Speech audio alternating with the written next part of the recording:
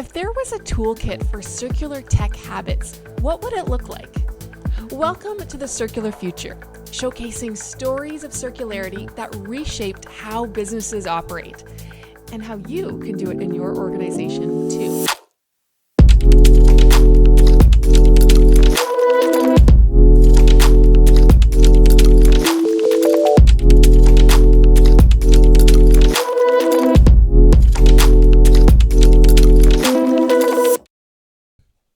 I'm your host, Stephanie McClarty, Head of Sustainability at Quantum Lifecycle Partners, your trusted partner in electronics circularity. Today, we're covering how smart tech habits, even small moves, add up to big impact for circularity. But today's episode is a little different. We're featuring a live interview from the TV show Empowered with Elizabeth Nomovsky, which originally aired on the News Forum. It's a perfect primer on why it matters to tackle that junk drawer or storage room full of old tech, which, by the way, may be quietly holding cash, critical minerals, and data risks. And here's another twist. This time, I'm in the hot seat, with Elizabeth asking me the questions. You'll hear my personal story of founding Reefficient, which was later acquired by Quantum, plus lessons we've learned along the way at Quantum about turning clutter into circular value. Let's dive into the interview after this short message. Apparently, only sustainability pros read sustainability reports. Well, consider this your invitation to crash the party. Peek at Quantum Lifecycle's report and see how we're leading the charge at quantumlifecycle.com/sustainability.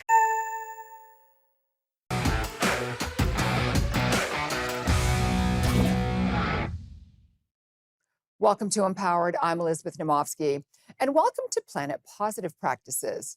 Why reuse and recycle? Because every item saved protects our planet's resources, cuts pollution, and also saves on our budget. When getting rid of old devices, are you worried about your data? We'll find out how to wipe personal information before recycling to stay safe. And we'll also discuss where to take electronics to dispose of them and balance new technology with less e-waste. This means repairing, reusing, and making smart upgrades. So tomorrow's innovations won't cost the earth or your wallet. So let's make every action count. Today, I'm joined by Stephanie McClarty, Head of Sustainability at Quantum Lifecycle Partners, and she's here with me. How are you, Stephanie? I'm great, Liz. Thank you so much for having me here. I am so excited to talk to you because I want you to explain to everybody, what do you do and what inspired you to do it? Yeah, well, Liz, I didn't expect to end up in the electronics recycling space. I basically followed open doors, and it started out in my 20s. For a summer job, I worked at a major telecom company wearing steel-toed boots, and I went out to the old network sites, physically pulling the old equipment and figuring out what to do with it. And that led into the realization that even though that telecom company didn't really want to deal with that e-waste, they wanted to maintain and upgrade their networks, there were other companies that wanted it. And so I started my own company, ran that for many years, and then we were acquired by Quantum Lifecycle Partners in 2022. So now I'm head of sustainability at Quantum. We are the largest electronics recycler and reuse company in Canada, and we basically figure out what to do with your old equipment. Okay, I love it. I just want to step back for a moment because you said you were wearing steel-toe boots. I was. I did too. Oh, did you? When I was younger, yes. I wore them in high school, and then I wore them when I first started working in television broadcasting, pulling cables and carrying really heavy stuff. So it's so funny because I never thought about that until you just mentioned it. Wow. And isn't it amazing how it really informs you at a different level, having done the actual work yourself? So I'm really blessed, and I'm also blessed now to not have to wear them so often. Yeah, I actually prefer stilettos, so let's Yes. just walk away from those, right? Yes, totally. Okay, so let's just go back to basics. Why is it important to reuse and recycle? There are many reasons why it's important to reuse and recycle. environmentally, socially, financially. Environmentally, when you think about items, especially electronics, have toxins in them. So if it ends up in landfill, those toxins can leach into our soils and our water systems. And also from an emissions standpoint, it takes a lot of greenhouse gas emissions to manufacture something, to pull the materials out of the earth, manufacture into a product. So environmentally, it makes the most sense. Also socially, if you can donate an item, then it contributes to what's called digital equity, basically ensuring access to technology for everyone. And then financially too, what we see is, especially for electronics, it helps organizations to make money back through the recovery of commodities or the remarketing of assets. It also helps them to save money. I know you're all about frugality. I'm all about making frugality fashionable. It is very fashionable in the electronics recycling space because basically you're helping companies to save money or to make money on the flip side as well. So, what is electronic waste and why is it particularly bad? Because I see all of these electric bicycles now and scooters, and they all have these crazy batteries with a lot of lithium and everything else inside there. So explain it to me, please. You're absolutely right. There's so much now that is smart, that there is batteries or circuit boards embedded in it. And so if that ends up in the landfill, then the lithium, for example, can get out into the soil or the water. But also there's a risk around fires as well if they're not managed properly. Yeah. So that's why it's important that if you do not need your electronics any longer, to then move it to the next appropriate step. Okay, so when we come back, we're going to discuss more about why this is so important, not only for the environment, your household, but for your wallet as well. So don't go away. We will be right back with more Stephanie's tips, because this is really important for all of us to understand and to actually implement into our lives.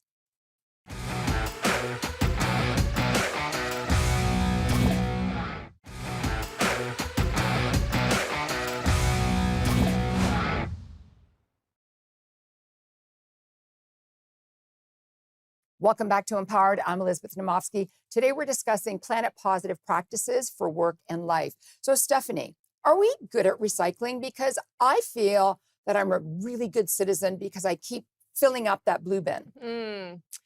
Yeah, unfortunately, as a whole, we're not great at recycling. How so? So from an electronic standpoint, only about 22% of electronics are actually formally recycled globally. A lot sit in closets and drawers, and that's called electronic hibernation. And it's something that we need to address as we move forward, and we need to get the critical minerals out of our dormant devices. But also on a blue box perspective, it is great to do the right thing. You know, put your cans and your plastics where they need to go. It doesn't always end up at recycling, depending on the recycling infrastructure of municipalities. But we're seeing that really change, and new rules are coming out, and a new system as of January 2026. Yeah, there's a new system coming in, I think, for every different municipalities, different provinces, and everything else. So is there a truth to reduce, reuse, recycle being in that order? Yeah, we learn about this concept of reduce, reuse, recycle in school, right? And it is a simple concept that people can wrap their heads around.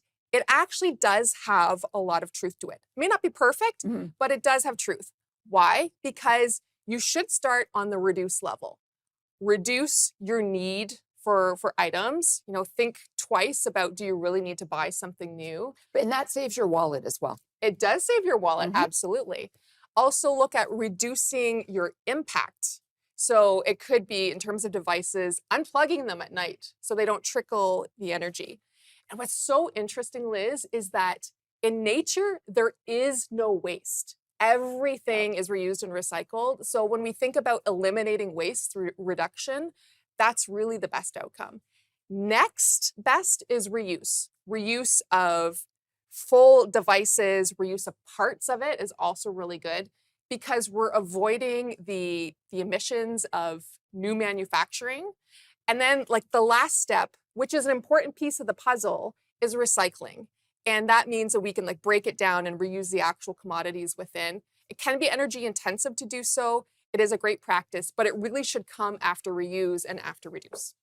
Okay, before I go to my next question, I need to ask, because you said unplug. So a lot of people just plug in their cell phones all night so that they are at 100, but that's not good for your cell phone either. Yeah, especially for charging your cell phone battery, Mhm. there's an optimal window. But it's even things like your laptop, for example, if it's fully charged, to make sure it's shut down at night. And I'm not perfect, Liz. You can ask my husband, but really, turn your laptop off and even turn your power bars off so it doesn't use the trickle energy, which, while it seems small, it really adds up over time. Oh, okay. Well, that's good to know. So let's go back to recycling. What stops people from recycling and doing the right thing? There's really, I believe, two key challenges that both people face on an individual level as well as businesses. One is simply the awareness of what to do with it. Like, where do you take it? Where does it go? Especially, when you have a can or a plastic, like, is this type of plastic recyclable here? It's confusing, Yeah. right? So the awareness of knowing what to do. The second piece is convenience. See, a lot of people want to do the right thing, but they don't want to be inconvenienced. Yeah. So we have to design solutions that encourage people, like get them educated, but also make it convenient for them to do the right thing.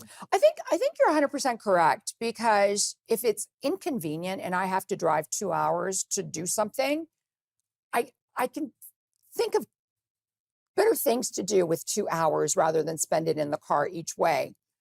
But when I look at doing the right thing, sometimes people just don't know what to do. Yes. And so they do nothing. And Yeah. they think that doing nothing is the right thing.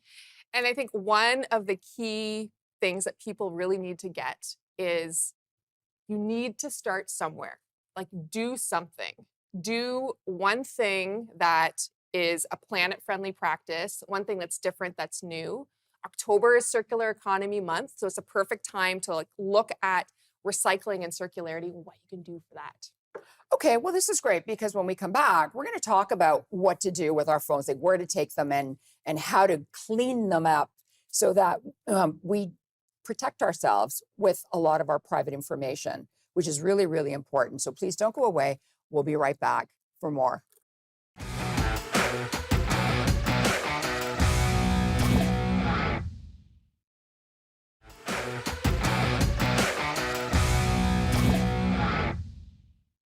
Welcome back to Empowered. I'm Elizabeth Nomofsky. Today we're discussing planet positive practices for work and life. So Stephanie, let's be proactive and take action here. How do I get started with my old electronics that are at home and at work? What do I do? Yeah, well, I spoke about this electronic hibernation phenomenon where things just sit in closets and drawers. There's two things to do to get started, regardless of whether you're talking about your personal or your work. One is identify what you have. Like, pull them out of your drawers, pull them out of your closets. If you're a business, chances are you've got a storage room full of tech. Figure out what you have. There are companies that can help with that, but basically identify what you have. The second thing is then look to see which devices have personal data on them or any data that needs to be removed, because those devices will need to be treated differently. And it's really important that you treat them properly. Okay, so I have a tablet that just broke. Something happened on the right corner. What do I do to remove all of my personal data? How do I do that? And how do I do it properly? Yeah. So there are do-it-yourself solutions out there. There are basically software that you can download that will wipe the data. Some are free, some are paid. The other option is to use a service provider that does it. And I would always recommend to people that if there is sensitive information on these devices, I would recommend using a certified professional to wipe the data. Like, don't mess around with this, because this is really important. You don't want the data to get out. And it's really important to find a certified company because there are companies out there that say, oh yeah, we'll delete your data. But there's too many stories of devices ending up overseas and data being leaked Well, because they didn't. I was going to say, well, what happens if I give it to somebody and they go rogue and take all my personal information and then try to blackmail me with it? Yeah, so you need to find a certified company. The certifications to look for example, are the responsible recycling R2 V3 certification, R2. The other one that Quantum has is the NAID AAA certification that basically guarantees that your data is sanitized at a certain level. And companies like Quantum have sophisticated software to wipe the data so that you can sleep at night. And I think that's the most important thing. Everybody wants to sleep at night. Yes. Right? Yep. You don't want to make, I mean, we're all worried about AI right now and being duped into, clicking on a phishing link or anything. We want to be able to sleep at night and know that we're comfortable with what we've done and we've done the right thing when it comes to our electronics. Absolutely. It doesn't cost like a ton, but that's a wise investment for your own peace of mind. Yeah. So, okay, so now I've wiped my tablet. There's absolutely no more personal information on there. Now what do I do? Where do I go? So there's a couple of options. One is if you look at your local municipality, because they often have recycling at the local transfer stations. Another one is if you go on Quantum's website, for example, there's a residential drop-off button, and you can search by your address, and it will give you all the drop-off sites around you. Okay. So basically, get it to the next location that is certified and that you can be rest assured that they're going to deal with it properly. So, a lot of times I see, cell phones are really expensive, tablets are really expensive. And then you go online and you see a refurbished item. So what does that mean? And, I don't have a lot of money, so I think refurbished works for me. Does it or doesn't it? Yeah, that's a great question. So refurbished means that it is a device that's pre-owned, that has been basically refurbished, repaired as necessary, back up to like new standards. And it is a wonderful solution. I actually bought an iPad a few months ago, and it is like new. And that's the thing. You can get devices that are a fraction of the cost. You can save usually 30 to 70% off the retail price because it is refurbished. My advice around refurbished is to choose a company that has good reviews, that has certifications, look into the warranty of the device, so that you can be rest assured that whatever you're getting is what they say it is, and that if there's any issue, which there typically isn't, but you can reach out to the company. So before we go to break, 5 seconds, who refurbishes them?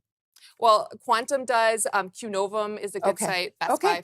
All right. So please don't go away. We'll be right back.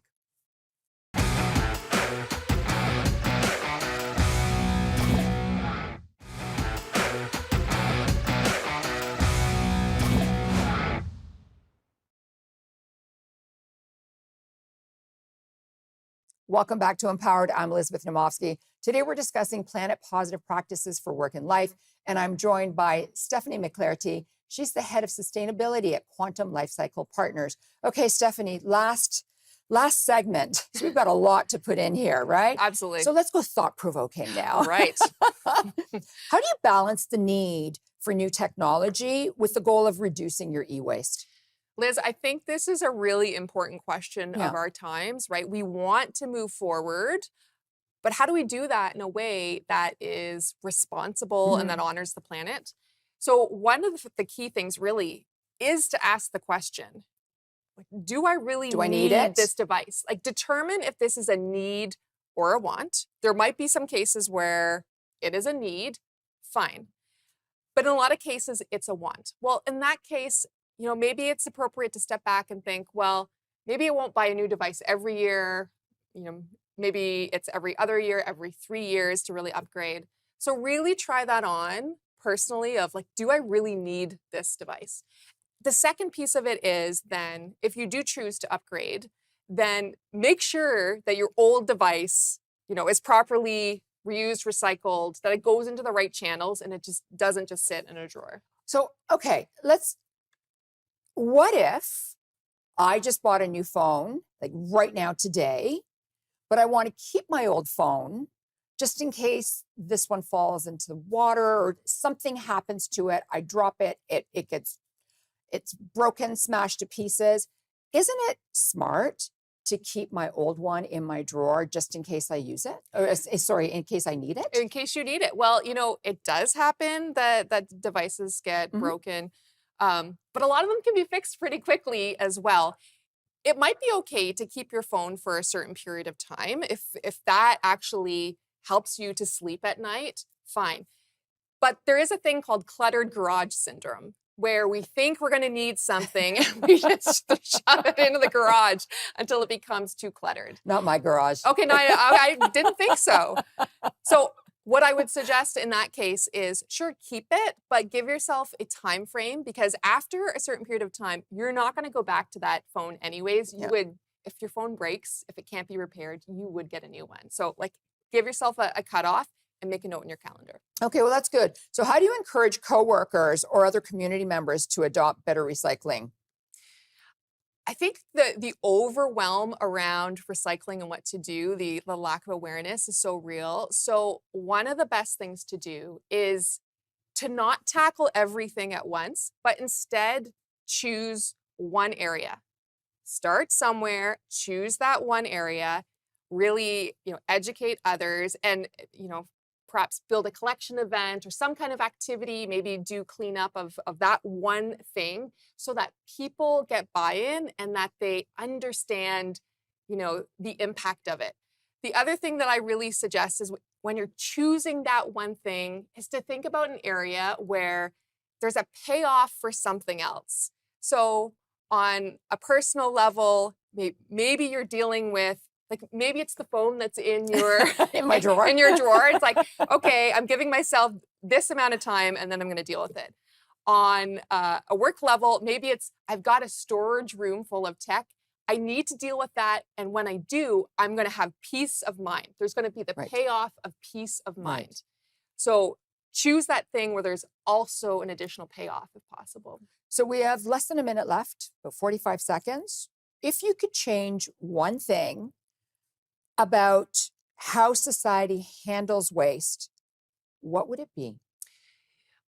I think if I could change one thing, it would be that we view waste differently, that it is not some externality that we can just discard, but really coming back to nature, where everything is reused and recycled. There is no waste, that we really start thinking a lot more broadly on, just because this one thing or one item isn't needed anymore here, that there could be another productive use for it. And also in that lens to buy less, take the opportunity to consume less and live better at the same time. Thank you so much, Stephanie. Thank you. Stephanie says, make a commitment by the end of the month to do one thing, such as clear out your drawer or closet of old electronics and make sure to delete all of your data. I'm Elizabeth Namofsky, and I'm here to empower you and make frugality fashionable. Thank you so much for watching. Bye for now.